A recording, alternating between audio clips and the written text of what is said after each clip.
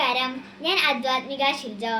എല്ലാവർക്കും മലയാളം എക്സ്പ്രസ് ന്യൂസിലെ പ്രഭാത വാർത്തകളിലേക്ക് സ്വാഗതം. പ്രതിപക്ഷ പ്രതിഷേധത്തിനും ബഹളത്തിനുമിടെ പരീക്ഷാ ഭേദഗതി ബിൽ ലോക്സഭ പാസാക്കി. പരീക്ഷാ ക്രമക്കേടുകളിൽ ശിക്ഷയും പിഴയും വർദ്ധിപ്പിക്കുന്ന ബില്ല് ശബ്ദ വോട്ടോടെയാണ് പാസാക്കിയത്.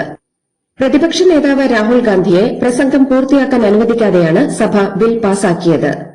ഇഡിഎറ്റ് തുടങ്ങി അമിത്ഷായ്ക്കെതിരെ രാഹുൽ ഗാന്ധി നടത്തിയ പരാമർശങ്ങളെ ചൊല്ലി ലോക്സഭയിൽ ബഹളമുണ്ടായി. PSC പരീക്ഷാ ക്രമക്കേടിൽ ഉദ്യോഗസ്ഥരെ പ്രതികളാക്കി ക്രൈംബ്രാഞ്ച് എഫ്ഐആർ രജിസ്റ്റർ ചെയ്തു. പ്രതിപട്ടികയിൽ ആരുടെയും പേരില്ല. ആസൂത്രണ ബോർഡിലെ പരീക്ഷാ ക്രമക്കേടിലാണ് ആദ്യ എഫ്ഐആർ രജിസ്റ്റർ ചെയ്തത്. നിയമന രേഖകൾ ക്രൈംബ്രാഞ്ചിന് PSC കൈമാറിയിരുന്നു. സംസ്ഥാനത്തെ വിദ്യാലയങ്ങൾക്ക് ഓഗസ്റ്റ് 22 മുതൽ 30 വരെ ഓണാവധി.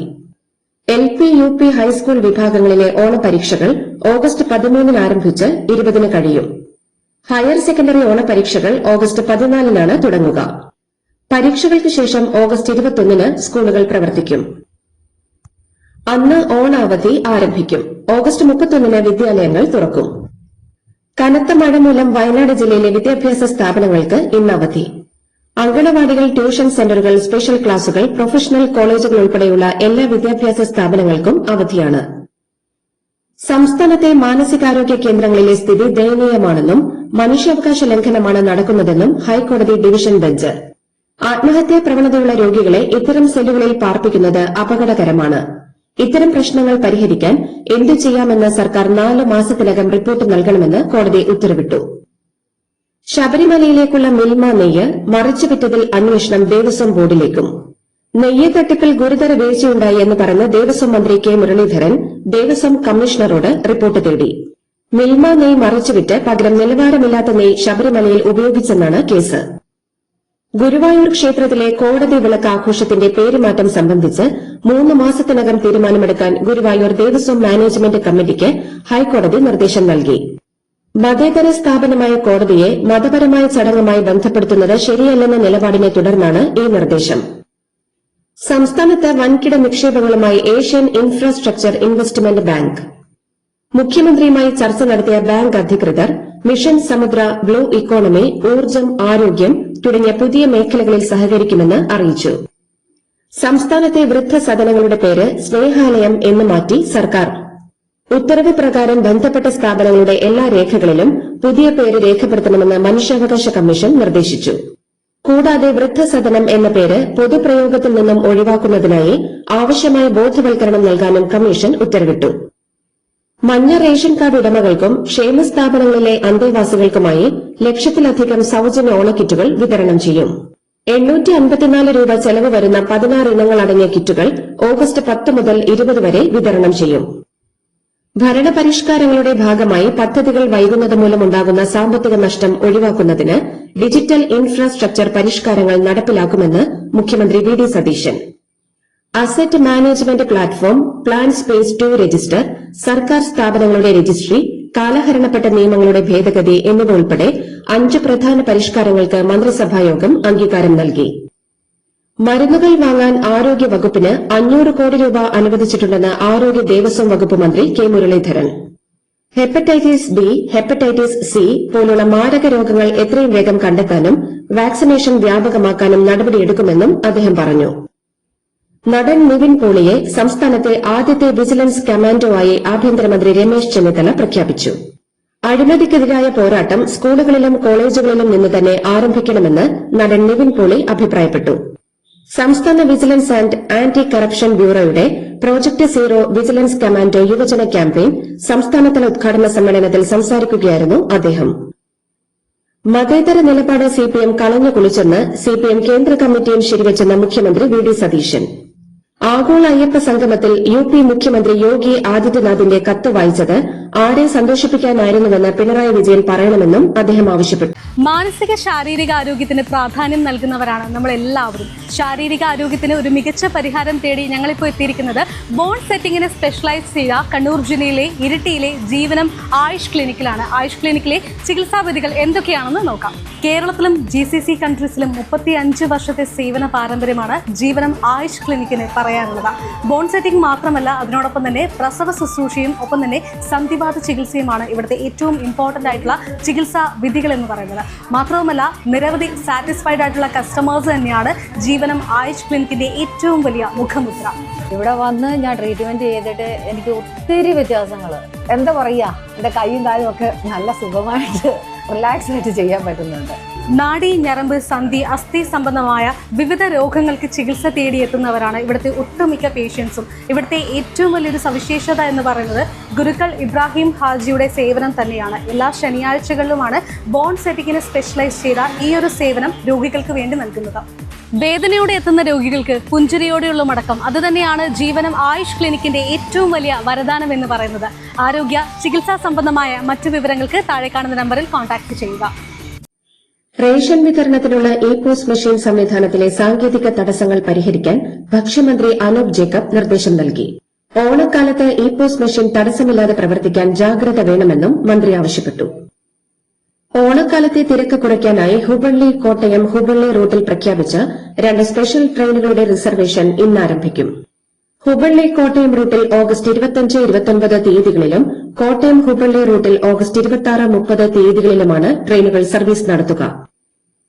കുണ്ടറയിൽ കസ്റ്റഡി മർദ്ദനത്തെ തുടർന്ന് സിയാദ് മരിച്ച സംഭവത്തിൽ സിപിഒ എസ് ശ്രീജിത്തിന് സസ്പെൻഷൻ. സിയാദിനെ കസ്റ്റഡിയിലെടുത്തതിന്റെ നടപടിക്രമങ്ങളിൽ വീഴ്ച സംഭവിച്ചെന്നും സസ്പെൻഷൻ ഉത്തരവിൽ വ്യക്തമാക്കുന്നു. ജൂൺ 16-ന് കസ്റ്റഡിയിലെടുത്ത സിയാദിനെ പിറ്റേന്ന് വിട്ടയച്ചിരുന്നു. ജൂലൈ 25-നാണ് മരിച്ചത്. സിപിഎം നേതാവ് കോടിയേരി ബാലകൃഷ്ണന്റെ പേരിൽ നിർമ്മിക്കാനിരുന്ന പാർട്ടി ഓഫീസിനായുള്ള ഫണ്ട് തട്ടിയെടുത്തതായി പരാതി. സംഭവത്തിൽ Kannur east local secretary E രമേശിനെ പാർട്ടി സ്ഥാനത്തുനിന്ന് നീക്കം ചെയ്തു. കൊച്ചി കോർപ്പറേഷന്റെ ഡെപ്യൂട്ടി മേയറായി Congress councillor V R Sudheer അധികാരമേറ്റു. ഡെപ്യൂട്ടി മേയറായിരുന്ന ദീപക് ജോയ് എംഎൽഎ ആയതിനെ തുടർന്നാണ് പദവിയിൽ ഒഴിവ് വന്നത്. എളമക്കര സൌത്ത് ഡിവിഷൻ കൌൺസിലറാണ് വി ആർ സുധീർ.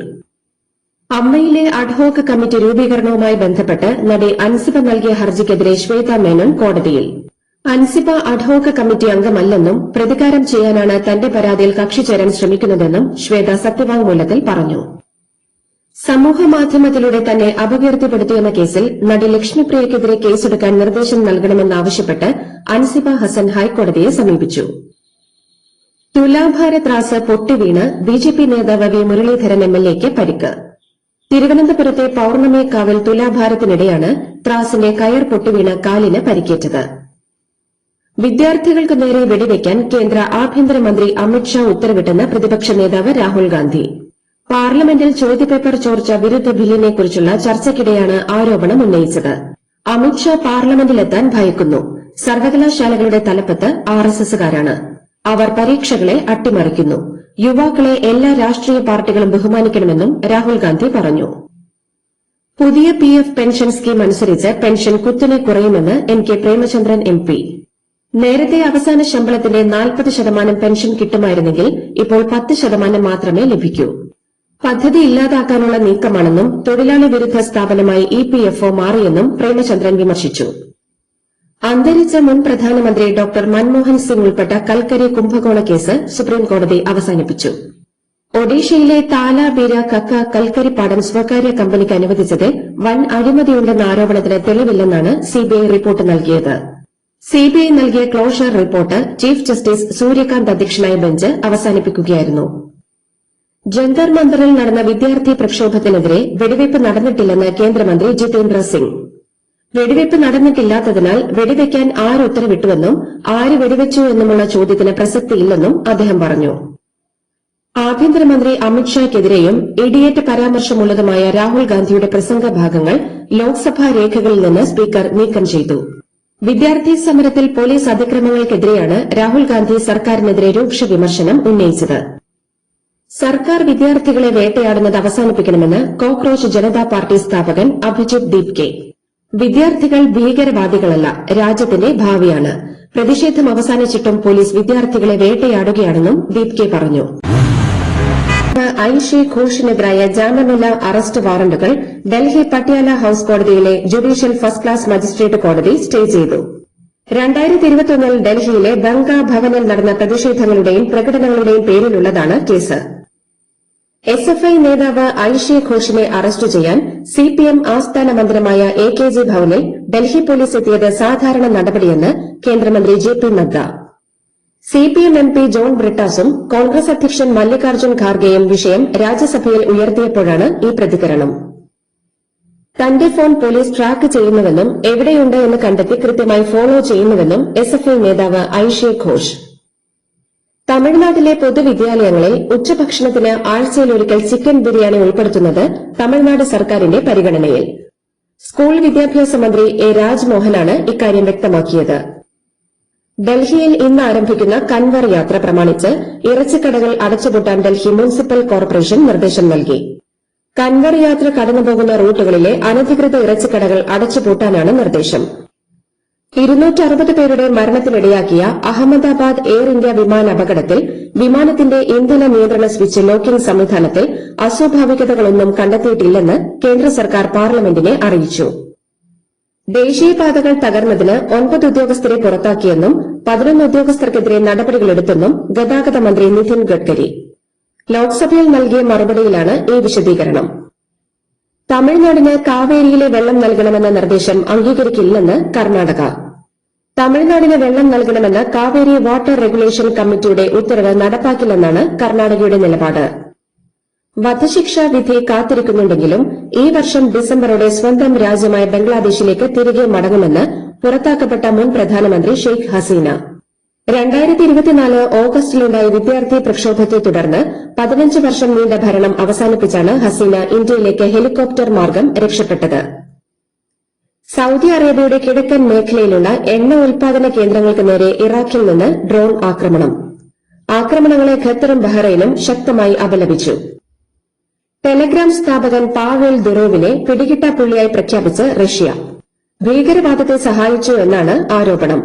യുക്രൈൻ സുരക്ഷാ സൈന്യം ഉപയോഗിക്കുന്ന ഗ്രൂപ്പുകളും ബോട്ടുകളും നീക്കം ചെയ്തില്ല എന്നാരോപിച്ചാണ് നീക്കം. ഇറാൻ ചൈനയിൽ നിന്ന് ആയുധം വാങ്ങുന്നതായി റിപ്പോർട്ട്. ചൈനീസ് നിർമ്മിത വ്യോമ പ്രതിരോധ മിസൈൽ ലോഞ്ചറുകൾ പാകിസ്ഥാൻ വഴി ഇറാനിലെത്തുമെന്നാണ് റിപ്പോർട്ട്. എന്നാൽ ചൈന ഇക്കാര്യം നിഷേധിച്ചു. മലയാളി താരം മുരളി ശ്രീശങ്കറിന് ഗ്ലാസ്ഗോ കോമൺവെൽത്ത് ഗെയിംസിന്റെ ലോങ് ജമ്പിൽ വെള്ളി മെഡൽ. 7.97 മീറ്റർ ദൂരം താണ്ടിയാണ് ശ്രീശങ്കർ വെള്ളി മെഡൽ സ്വന്തമാക്കിയത്. ജമൈക്കയുടെ താജ് ഗെയിലിനാണ് ഈ ഇനത്തിൽ സ്വർണം. പാരാ അത്ലറ്റിക്സിൽ മിന്നും പ്രകടനവുമായി ഇന്ത്യൻ താരങ്ങൾ. പുരുഷന്മാരുടെ 100 മീറ്റർ T47 ഫൈനലിൽ ഇന്ത്യയുടെ ദിലീപ് ഗാവിത്തും മുഹമ്മദ് ബാസിലും യഥാക്രമം സ്വർണവും വെള്ളിയും നേടി.